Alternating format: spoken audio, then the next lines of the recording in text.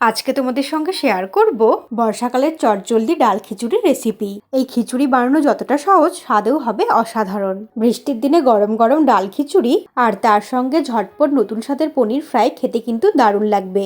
নমস্কার বন্ধুরা, আমার আরো একটা রেসিপিতে তোমাদের সবাইকে স্বাগত জানাই। এই ডাল খিচুড়ি বানানোর জন্য প্রথমে একটা বোলের মধ্যে নিয়ে নিলাম হাফ কাপ চাল। এই খিচুড়িটা বানানোর জন্য আমি এখানে একটু মোটা ধরনের চাল ব্যবহার করছি। এর সঙ্গে নিয়ে নিলাম হাফ কাপ মুসুর ডাল আর নিয়ে নিচ্ছে হাফ কাপ মুগ ডাল। যেহেতু ডাল খিচুড়ি বানাচ্ছি তাই চালের পরিমাণটা একদম কম নিয়েছি।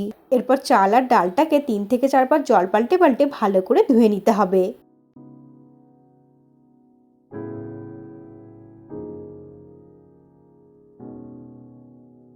চাল আর ডালটাকে একসাথে খুব ভালো করে ধুয়ে নিচ্ছি। একদম পরিষ্কার করে সবকিছু খুব ভালো করে ধুয়ে নিলাম। এরপর এর মধ্যে দিয়ে দিচ্ছি হাফ চামচের থেকে একটু কম হলুদের গুঁড়ো, লবণ দিয়ে দিলাম হাফ চামচ আর দিয়ে দিচ্ছি 3 কাপ জল।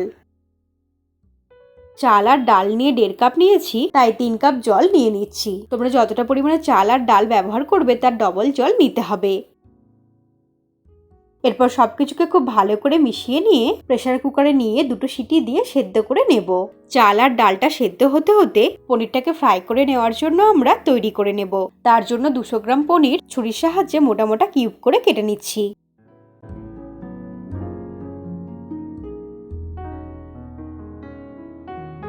এইভাবে একটু টুকরো করে কেটে নিয়ে একটা প্লেটের মধ্যে নিয়ে নিলাম।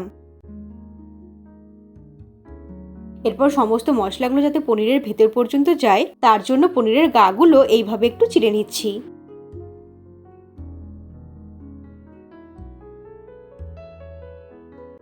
একইভাবে সমস্ত পনির টুকরোগুলোকে এইভাবে একটু করে নেওয়ার পর দিয়ে দিচ্ছি হাফ টিস্পুন লবণ, দিয়ে দেবো 1 চামচের থেকে একটু কম চিনি। চিনি আর লবণটা স্বাদ মতো একটু বেশি পরিমাণেই ব্যবহার করতে হবে, তাহলেই কিন্তু এই পনির ফ্রাইটা খেতে দারুণ লাগবে। এর মধ্যে দিয়ে দিলাম কিছুটা পরিমাণে চিলি ফ্লেক্স আর দিয়ে দিচ্ছি কিছুটা পরিমাণে অরিগ্যানো। হাতের কাছে অরিগ্যানো না থাকলে গোলমরিচের গুঁড়ো ব্যবহার করতে পারো। সমস্ত কিছু একসাথে পনিরের গায়ে খুব ভালো করে মেখে নিতে হবে।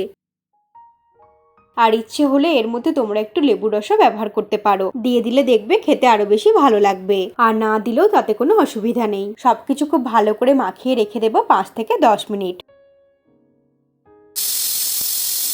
এইদিকে প্রেসার কুকারে 2টো সিটি দিয়ে সেদ্ধ করে নিলাম।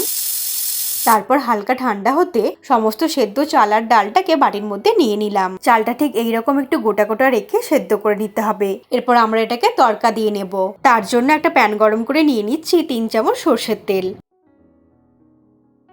তেলটা ভালো মতো স্প্রেড করে নিয়ে দিয়ে দেব অল্প একটু গোটা জিরে, অল্প একটু কালো জিরে, একটা শুকনো লঙ্কা দিয়ে দিলাম। দিয়ে দিচ্ছে 8 থেকে 10টা কুচানো কারি পাতা। এর সঙ্গে দিয়ে দিলাম 10 থেকে 12 কোয়া রসুন কুচি, একটা তেজপাতা 2 টুকরো করে দিয়ে দিলাম আর দিয়ে দিলাম 2টো কুচানো কাঁচা লঙ্কা। এরপর ফ্লেমটাকে মিডিয়ামে রেখে সমস্ত কিছুকে একসাথে খুব ভালো মতো ভাজা ভাজা করে নিতে হবে।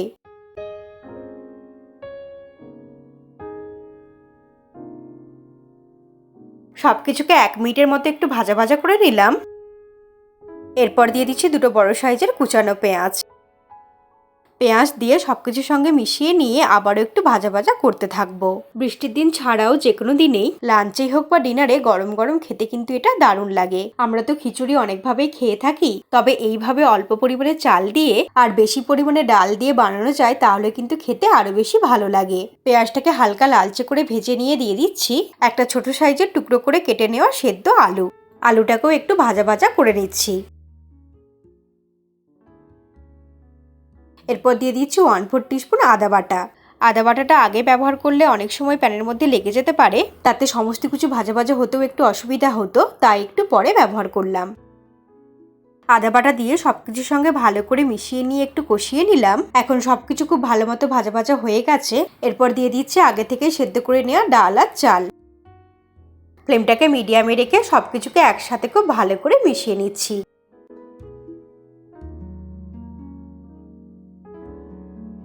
নাড়াচাড়া করে মেশাতে মেশাতে 1 মিনিটের মতো একটু রান্না করে নিচ্ছি।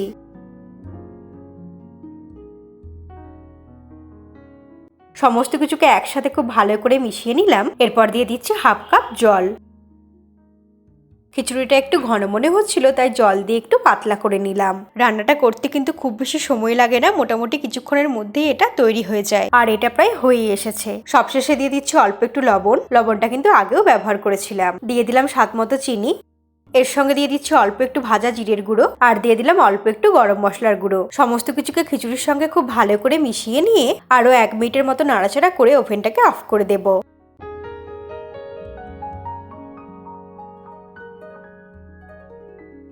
এইভাবে একটু অন্যরকম ভাবে ডাল খিচুড়ি বানালে গরম গরম অসম্ভব সুন্দর লাগে খেতে।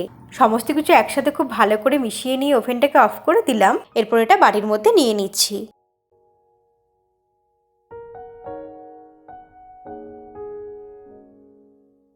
এইদিকে 10 মিনিট হয়ে গেছে, পনিরগুলোকে আমরা ভেজে নেব। আবারও প্যান গরম করে নিয়ে নিলাম 1.5 থেকে 2 চামচের মতো তেল। এই পনিরগুলো ভাজতে খুব বেশি তেলের প্রয়োজন হয় না। তেলটা ভালো মতো গরম হয়ে গেলে একটা একটা করে ম্যারিনেট করে রাখা পনিরগুলোকে দিয়ে দেব। এইভাবে পনির ফ্রাইটা এমনি এমনি খেতেও খুব ভালো লাগে। বিশেষ করে বাচ্চারা খেতে এটা খুবই পছন্দ করবে। সমস্ত পনিরগুলো দিয়ে মিডিয়াম ফ্লেমে উল্টে পাল্টে মোটামুটি 1.5 থেকে 2 মিনিটের মতো একটু ভেজে নিতে হবে। পনিরের টুকরোগুলো খুব বেশিক্ষণ সময় নিয়ে ভাজবার প্রয়োজন হয় না।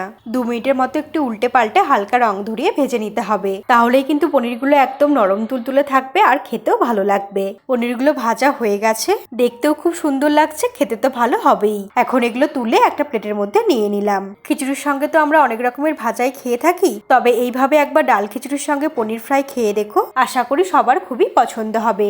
আমি আমার চ্যানেলে এইরকম সহজ সহজ রেসিপি দিয়ে থাকি। রেসিপিটা ভালো লাগলে লাইক করে দিও আর চ্যানেলটাকে সাবস্ক্রাইব করে তোমরা আমার পাশেই থেকো। তাহলে এইরকমই টেস্টি টেস্টি খাবারের ভিডিও সবার আগে তোমার কাছেই পৌঁছে যাবে। তোমরা ভালো থেকো আর সুস্থ থেকো। তোমাদের সঙ্গে আবার আমার দেখা হবে নতুন ধরনের কোনো রেসিপির সঙ্গে।